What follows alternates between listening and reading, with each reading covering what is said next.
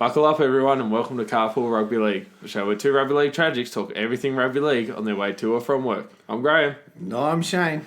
Welcome aboard and on with the show.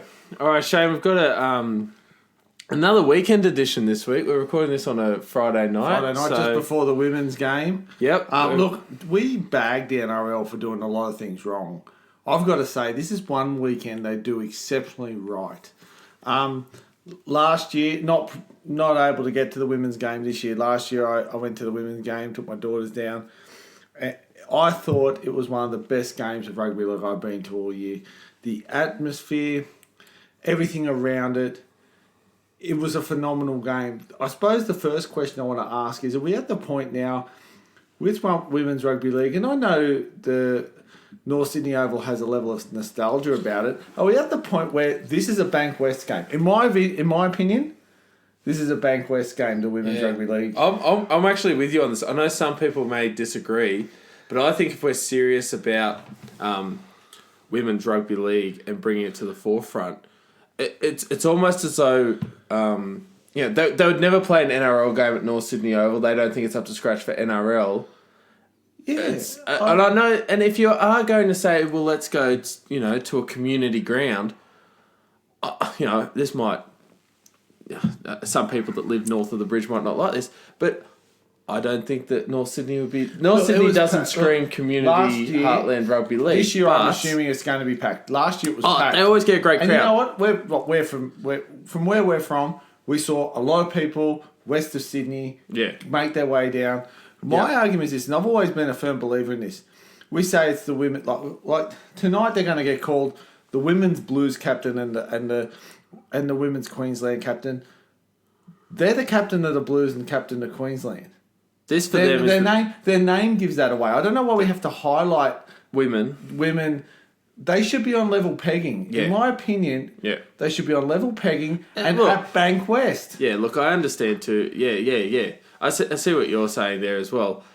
I think the it's probably another philosophical chat for another day. Well, I'll be honest with you. At the moment, we've got the women's, and I mentioned it last podcast because I'm really enjoying the women's soccer World Cup at the moment. That they're not playing that in small stadiums in regional areas of France. This is a big worldwide tournament. We should just be able to say Matilda's captain or Australian captain. Why are we saying? I heard one news outlet just recently, I think it was this morning, say Matilda's women. And I'm like... Well, Matilda's are the women. It's like, why do we have to emphasise this? They should be equal pegging. I really think this game should be at the... it's a good showcase for Bank West. And do you know what I would do? And look, I don't think that the idea of having a New South Wales women's state of origin, the idea is not to make money. Whilst, rugby league, I always say that it's a form of entertainment and we have to market it as such. I mean, we often talk about people, once you go to Bank West, you fall in love with that place. Why not have the game at Bank West Stadium? And, if you're have some incentive. If you're a female under the age of 18 or whatever, or females get in for free. Something. And I think what we forget is, in this type of rugby league, you are seeing, and last year I was just blown away, and you are seeing the best of the best in their field. We've got 19 people back from last year. There's 11 debutants. Like, if you want to, there's so many players. You can start, I think what you're sort of getting at is, they're players that are starting to establish themselves.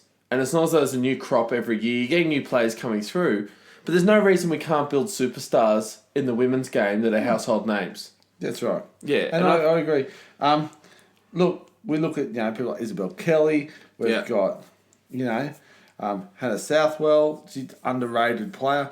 When we saw she's a former W League player. And that's the beauty of these players is that Ali Brigginshaw, these players... They're like Elise Perry. It's not about... They play rugby league because they enjoy it. They've probably got a plethora of other sports they could have chosen. And I really think that when we look at some of these things, we should be saying to them, Steph Hancock, how could I forget that name? Absolute X factor there. Maroons are forward veteran.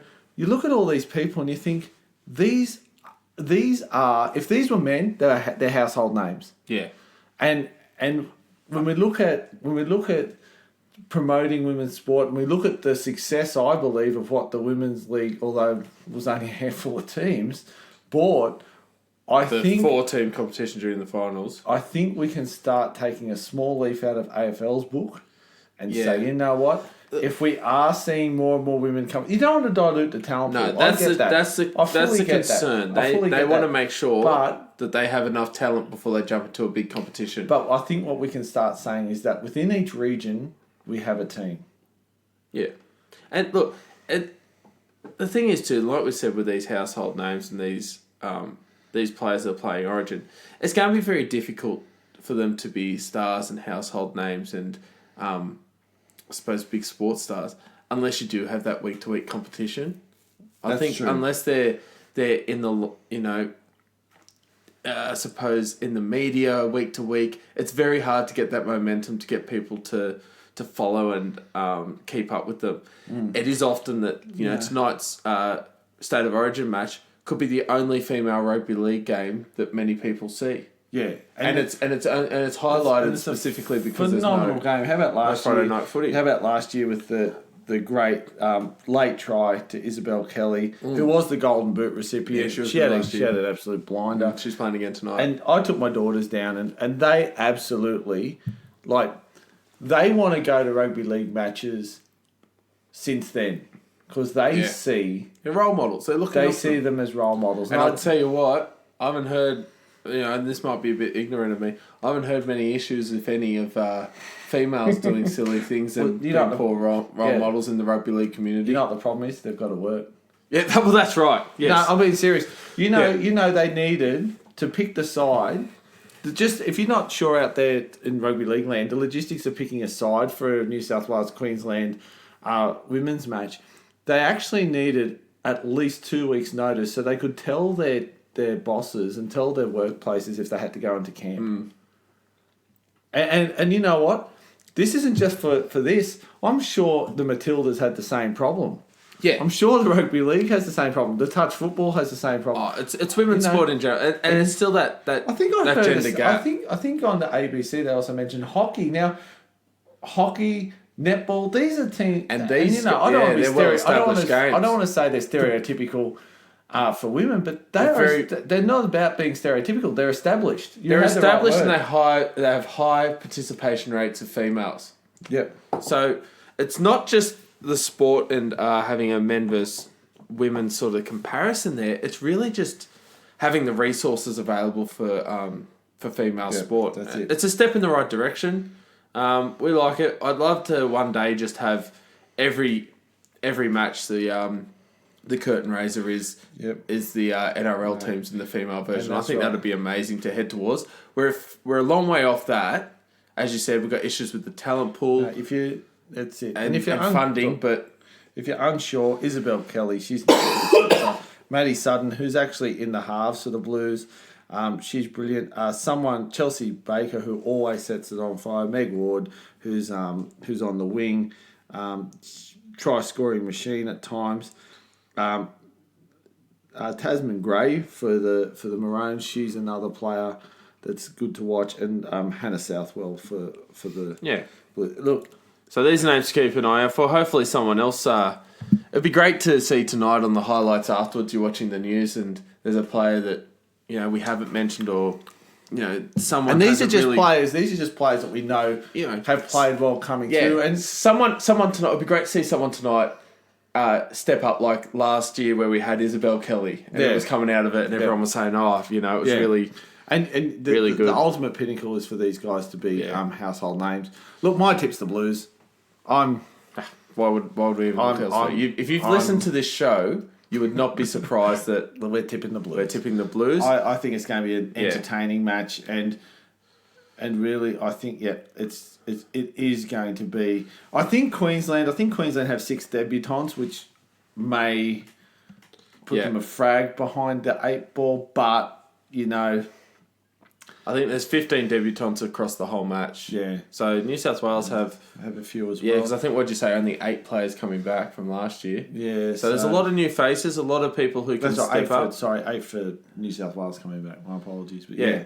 I think it's going to be a great match. And just a side note, I think they got just under 7,000. I was there. Year. It was brilliant. Interesting to see what they get tonight.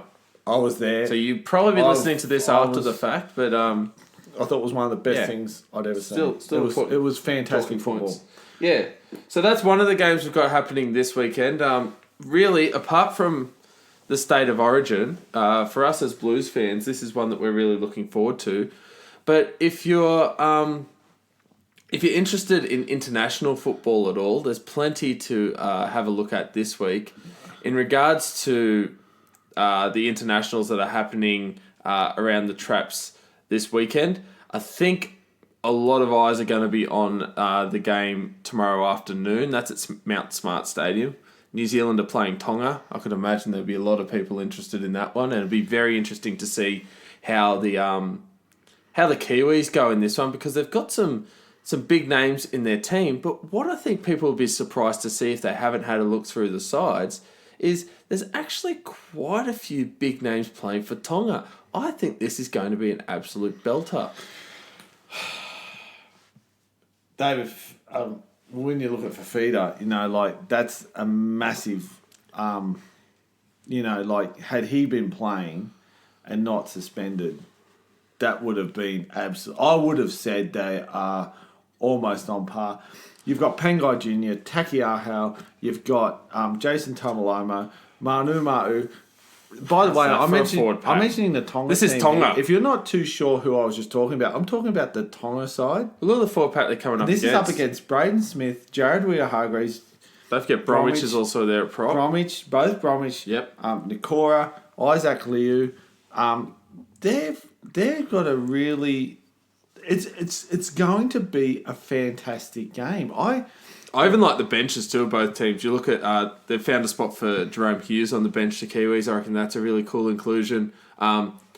Fisher Harris for the Kiwis, as you'd expect. He's been playing Armour, well.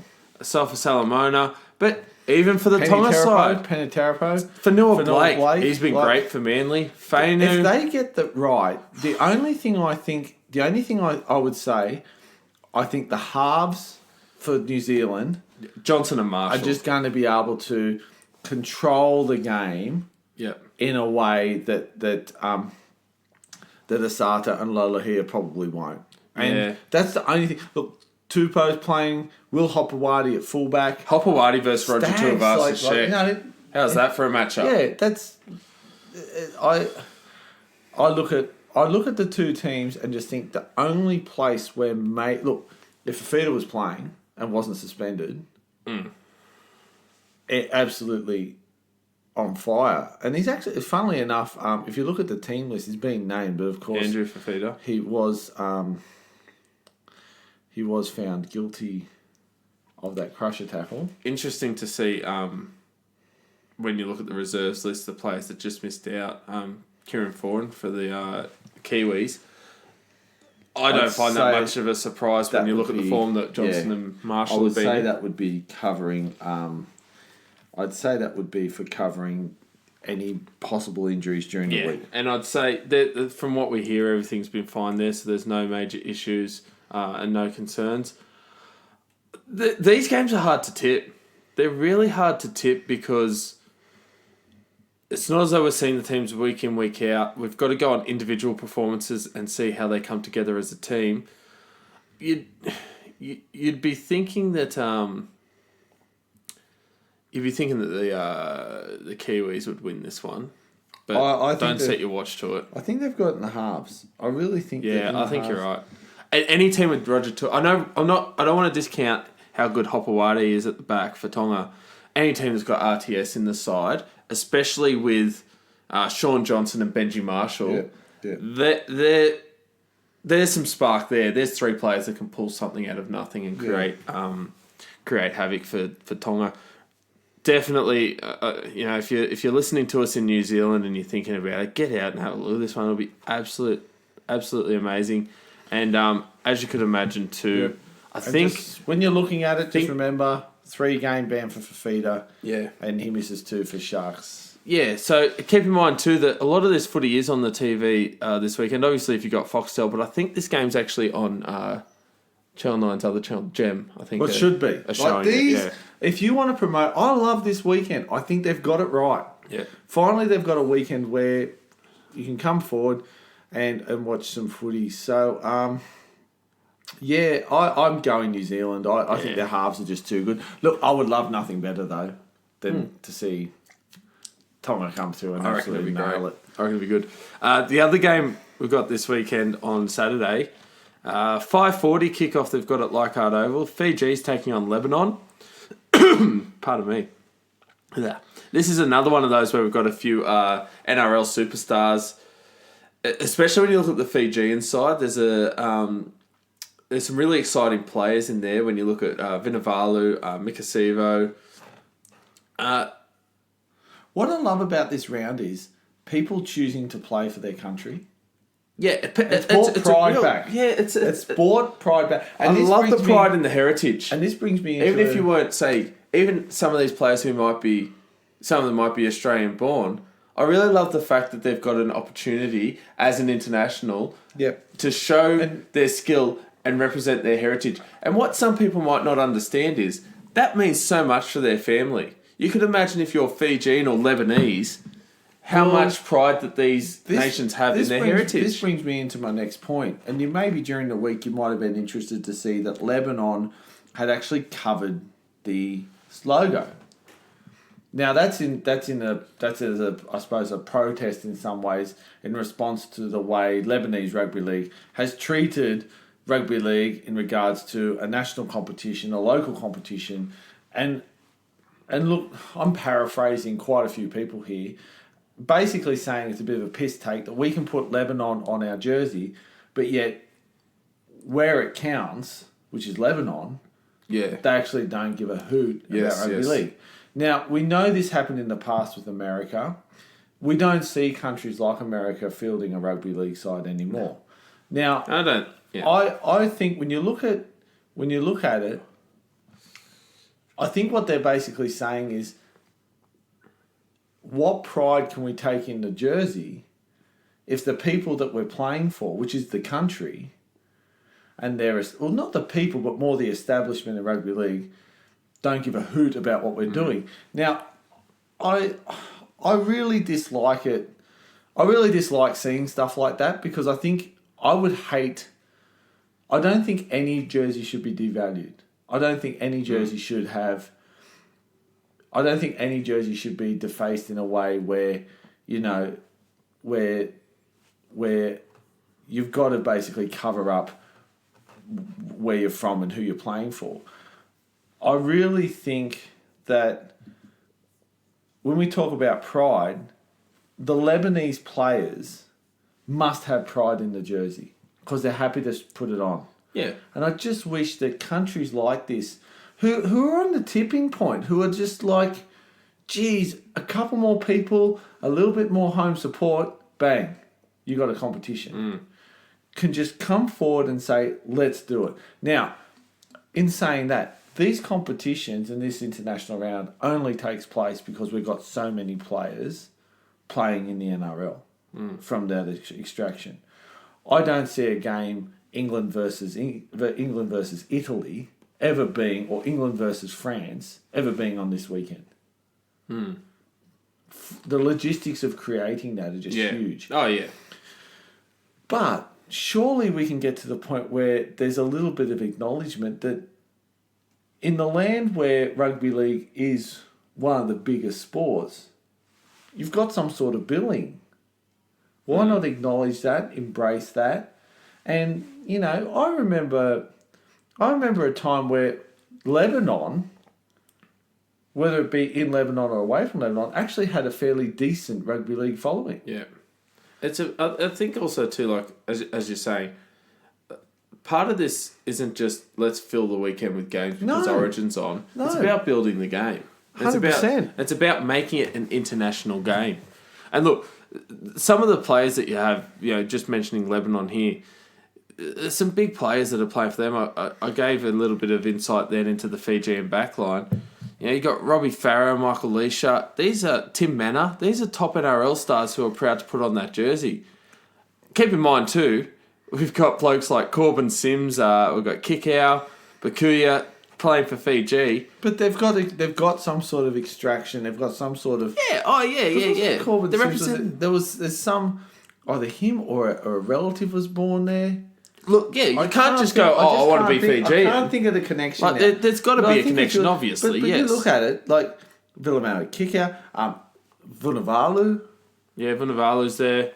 Sivo. And what I love about this is it's like, in years gone by, it's almost like I was born in one of these countries. I was born in Fiji. I was born in Tonga. I was born in Fiji. Okay, can I play for the Blues or Queensland? I was born in Tonga. Oh, that makes me a Kiwi. Now, I know people that are born in Samoa and born in Tonga. And some of them, if you said, do you want to play for New Zealand, they would be really...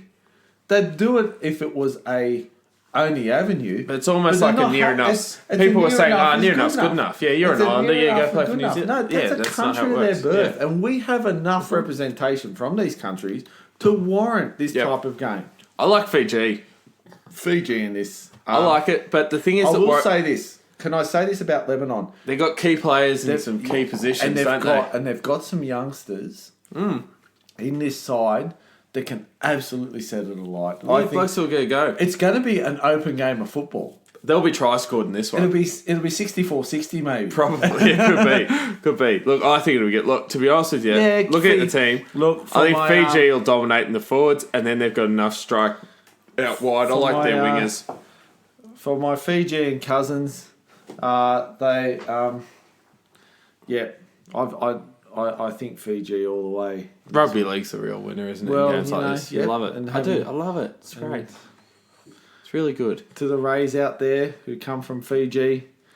Now you just mentioned Samoa a minute ago. We should probably mention that they're taking on Papua New Guinea, which is another rugby league market, which has had a lot of talk recently. There was even talk that at one stage there that should PNG have an NRL Queensland team. Cup. They're in the Queensland Cup. Queensland Cup. That was a great final. That was cool. At one stage, they were looking at that Queensland Cup team being the precursor to a move to NRL. I think that's going to be difficult. There's a fine. I got the phone. That's going to be difficult. But look, I'll tell you what. Samoa in this one, going through the team, they've got an NRL quality team. They've almost got a side that, and this is what we're getting. This is where we're getting to. We're getting to the point where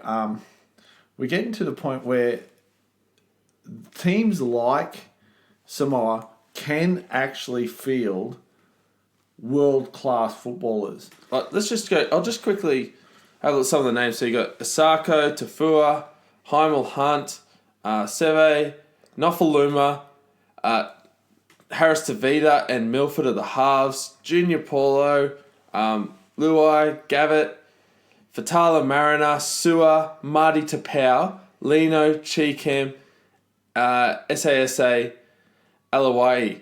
That's an NRL. If that was your team, you'd go, okay, I can live with that. Look, I do think in actual fact they're pretty much on the money. Look, I love PNG. I just love the concept. I love the way they play. I just love them as a football team, as a nation. I think, I think it's something that as we go on, this is James Seguiaro's there, Luke Page is there, Reece Martin's there. We have Kurt Baptiste. Look, mate, Kurt Baptiste is on the bench, by the way. So, you've got to... Seguiaro's keeping him on the bench there. I think that this is going to be an interesting game. looking at the class that is across Samoa, PNG will find it difficult, I think, to keep up. Mind you, I remember when PNG were in the finals of the Queensland Cup, and all year people were saying they can't keep up, they can't keep up, they can't keep up. And guess what? They kept keeping up, they kept being there, and they kept winning. So, look, I just hope this is a fantastic game. And I think one thing I am very interested to see is I want to see Jermaine Osako at fullback.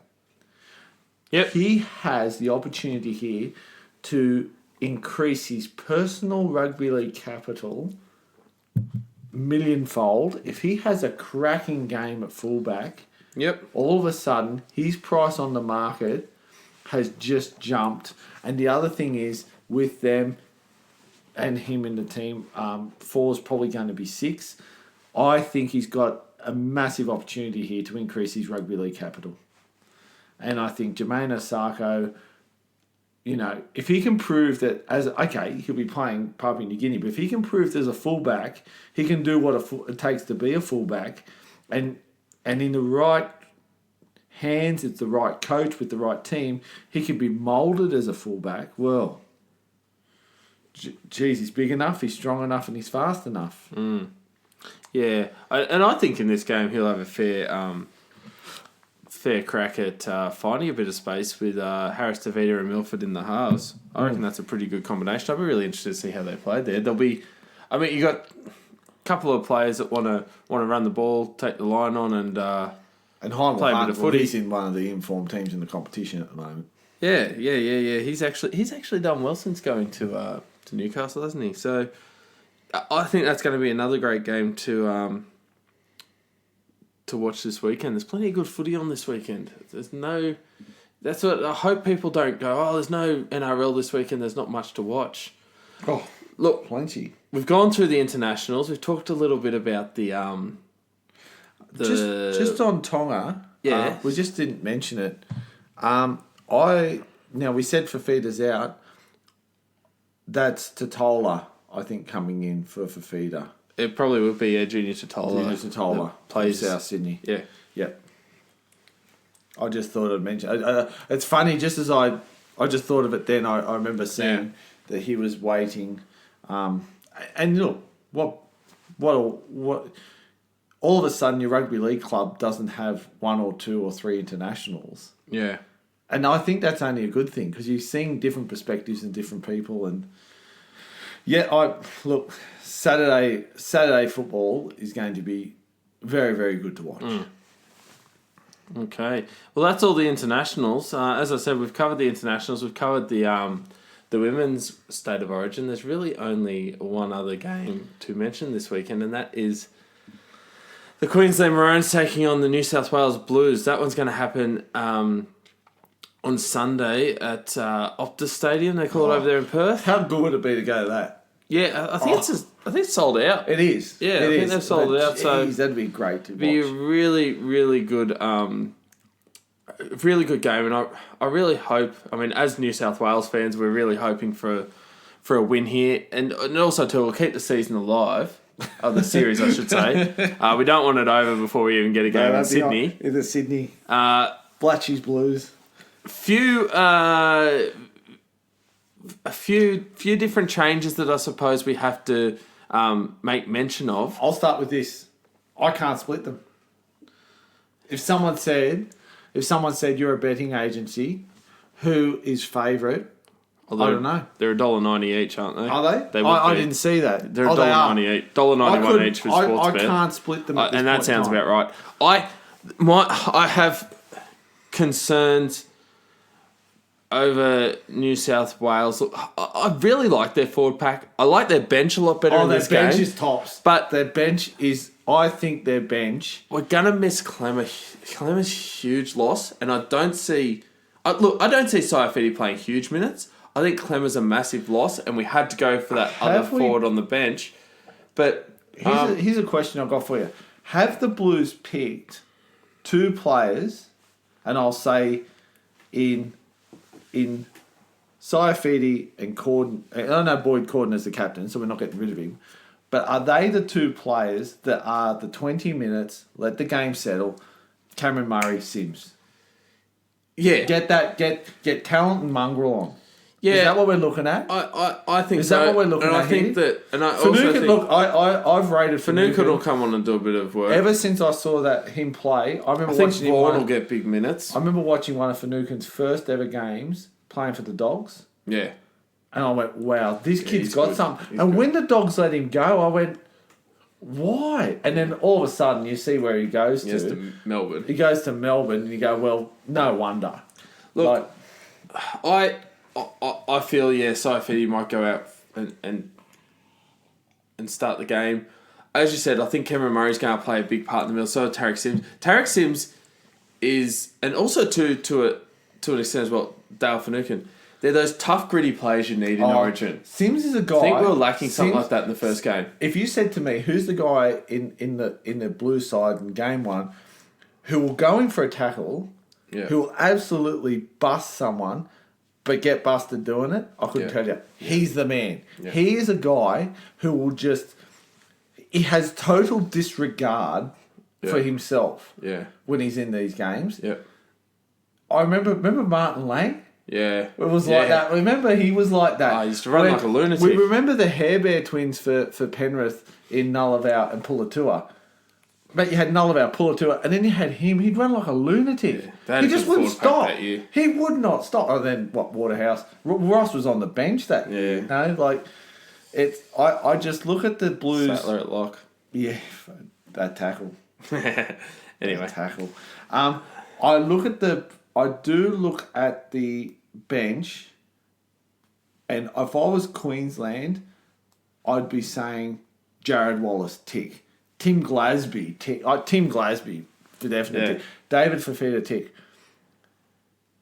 Is Moses Mbai the liability on that bench? I don't think he's going to play big minutes. If it comes down to this grinding, bust them up game where with 15 to go, I need forwards to tackle Cook.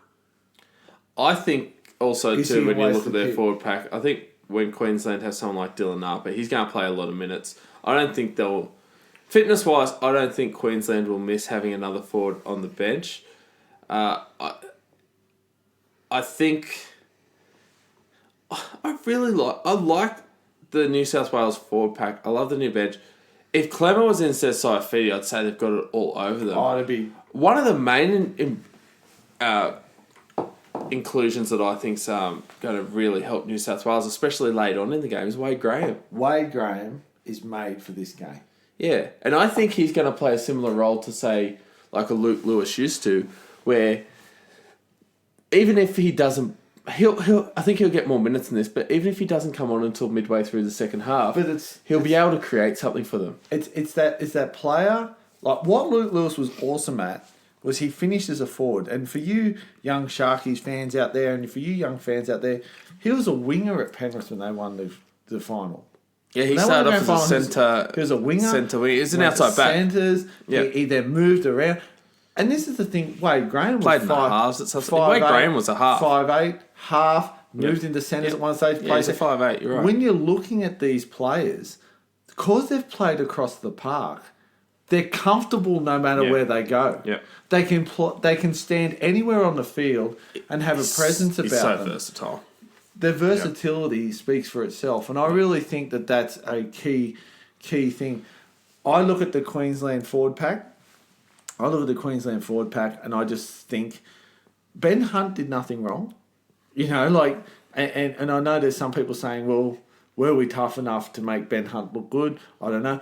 Josh Papali, he's just in an absolute... Matt Gillett he's in absolute form. Kafusi, Gillett. I'm waiting. Like, Chicken Gillett can do a lot. I'm just waiting for Josh Maguire.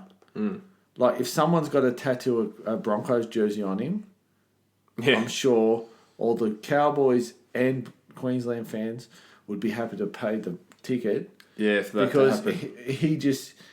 If he's Shano's... If someone gets Shano's off the boil in all this, for Queensland, he's Shano's off the boil. It just at times... Look, I can say this, and I know that all of a sudden on Sunday I'm watching him He'll rip 200 in. metres and It's a just curse. bash him to bits.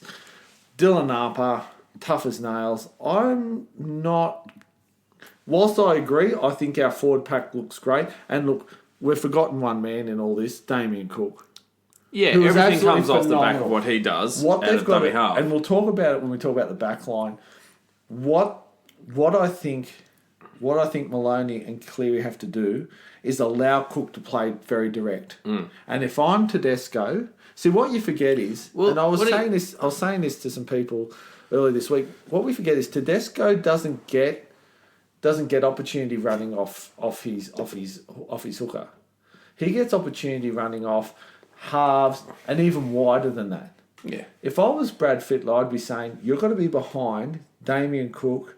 Get in nice and tight. You've got to get tight up in the line. Yeah. How many tries has people like Alex Johnson scored?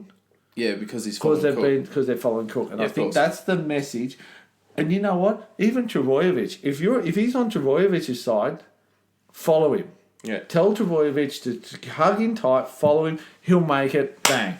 What are your thoughts on the halves, the Maloney-Cleary halves combination? Look, to get you kicked off, I feel as though with the injuries and the circumstances that they're in, I don't know if there was much other choice to make if you were going to get rid of Walker. So the real question is, are they looking for someone who's been there before? Is that Walker's downfall? He didn't step up at the big dance, and there's someone in James Maloney who's previously got the job done for them. The key thing for me is, should we pick Maloney? Yes, I don't have an issue with that. The issue I've got with Cleary, if Cleary comes into this game, kicks it dead, has a poor kicking game, it turns into the catch and pass man, we've lost. Look, to be honest with you, one of the worst games of football I've seen this year was on the weekend between Penrith and South. Yeah. Now, South had about... Okay, if you look at South Sydney's top first choice starting lineup, I can name about 6 or 8. I could name at least... I could fill one hand with 5 players easily that would be in that side that were out. You know, your Reynolds, the 3 Burgesses, Braden, Burns. Yep. Okay? You could even keep going depending on who you want to pick in your team. Penrith scraped through by 1 point. Now, I know they've not been in form, and I know some will look at it and say, well, when they needed, someone to come up with a play or a field goal or whatever, Penrith had someone that could do that. Penrith should have belted South by 40.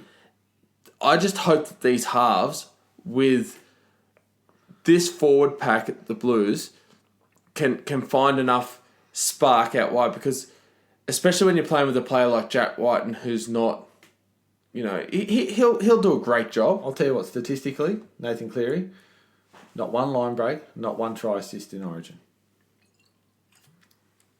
He's catching, passing, kicking. Anyone could do that. I think the biggest loss for New South Wales over the past week is the fact that Mitchell Pearce wasn't available. I think he would have got the job done. If Mitchell Pearce was available, it would have been Pearce and Cleary. I know, and that's the thing. Yeah, I understand I think the wrong guy is there. That.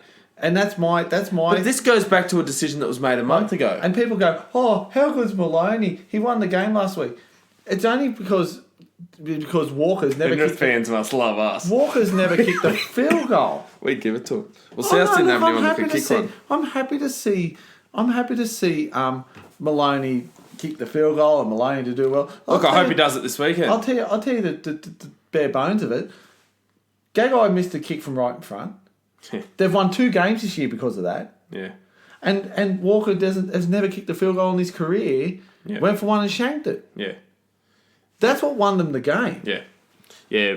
They forget about the 40-odd tackles in South Sydney's 20, where all they did was go sideways. Whose fault's that? That's what worries me. That's the halves' fault. That worries me. I'm not being mean to Penrith. I'm just telling it as it is. Yeah. They can't be direct. Yeah. They've got to get the ball in Cook's hands. Yeah. And in my opinion, if Cook's not running the show, I think we're going to lose. I think Maloney is a good inclusion.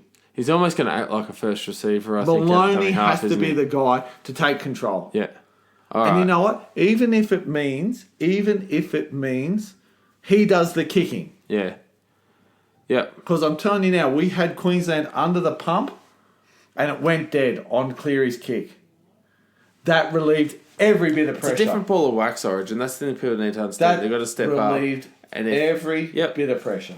Yep. Yeah, and that was a real turning point. Do you think Latrell Mitchell's hard done by? Do you think he should be playing this weekend? I think they all are. We lost by an intercept. Yeah. 8 changes because of an intercept, really? Yep. Yeah. Yes, it is a lot when we only just lost the game. I mean, Queensland probably created more opportunities. My question is, did we pick the right team in game 1? Yep. That's my question. We said that in our podcast. Yeah, I mean, is this the right team? Of that. I think Trbojevic being fit is a good thing. Oh, he was a must. He was always going to play. They were going to find a spot for him. It's a brand new centre pairing. We've got rid of Latrell Mitchell and Morris is out as well. He may feel as though he didn't do anything wrong. He scored a try. He was pretty solid. He did the job. He did the job he was picked for. In my opinion, and I'll say this now. If they're changing the job, that's a different story. Get on our Facebook page and disagree with me. Brad Fittler lost us the game. Our rotations lost us the game. Well, you look at the way they use Clemmer. He played the first 50 minutes. He goes off, and we lose our go forward. So the coach lost the game, and yet we're getting wholesale changes. We know. Yeah. Now, I'm not bagging anyone, because we might come out and win by 40, and all of a sudden everyone's a hero. Then he's a hero. But it feels like he's passing the blame onto players. That's my thing exactly. I look at Jack Whiten's selection. The Blues were absolutely giving it to Queensland in the first selection when Michael Morgan got picked at centre.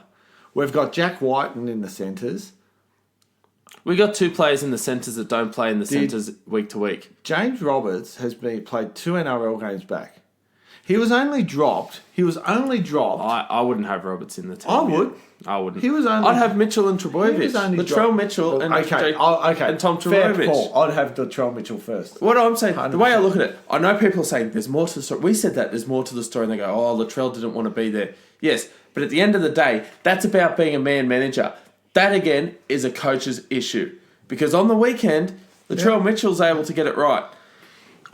You're effectively telling me that Jack Whiten is a better centre. This is nothing against Jack Whiten. I like Jack Whiten. He's a great player. Great half. He's not a better centre than Latrell Mitchell. He's a great halfback. No way. You know what the problem is? For some reason, he's got to be in the side.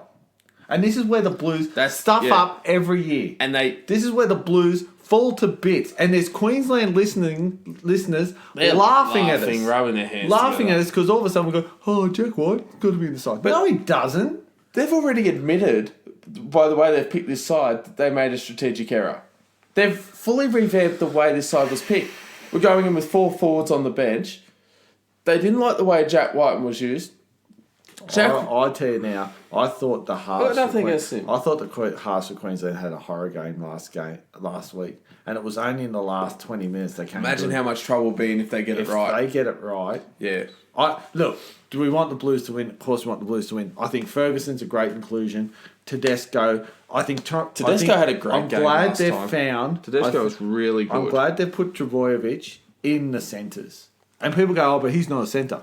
Mate, he's a class act. Oh, yeah, he'll be fine. You know, he could play freaking prop if he wanted to. Do you know how I said, I talked about Latrell Mitchell, and being one of the best centres.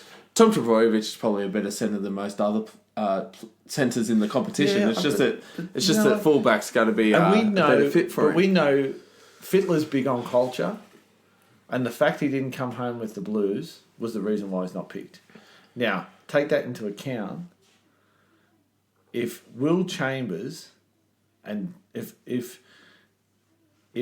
Chambers, Gagai, Morgan and Oates, I look at those 4, and look, Oates is rocks and diamonds. I look at those 4 and I go, you know what? If they get it all right... There's points in that back line. Don't forget Ponga at fullback. That's why it's $1.91 each. And I think that's... look... Gee, I hope we win. I hope we win too. All right. So I don't know if there's much more we can say about this one, but we'll just have to wait and see how it happens. And tomorrow... Look, I think to Queensland's credit, on Sunday, and credit where credit's due, if we wanted to be impartial, I think Queensland have yet again went with the pick and stick mentality. They're not. They haven't killed us yet. Killed over mentality of we're going to pick them. We're going to stick with it. We're going to roll with it. We're going to just keep going week in, week out. They've got a good balance. They've got a balance, and that's the thing. You got to remember, Jai Arrow's out for this side. Yeah, and we were quite critical at the fact that he didn't pick Glasby before. I just look at the players that are out, and I look at who's playing, and I think to myself, do we have the right mix? Do we have... In game one, for some reason, we looked like such a sharp football side and just couldn't get it done. And we couldn't get it done due to rotations. That's a coach's problem. Now we've got these wholesale changes. Yeah. Thank God we got a week under our belt in training. Yeah. So hopefully they've had a bit of time to get those combinations together. I just look at Queensland and I go, yet again, here's a team. They just pick the same players.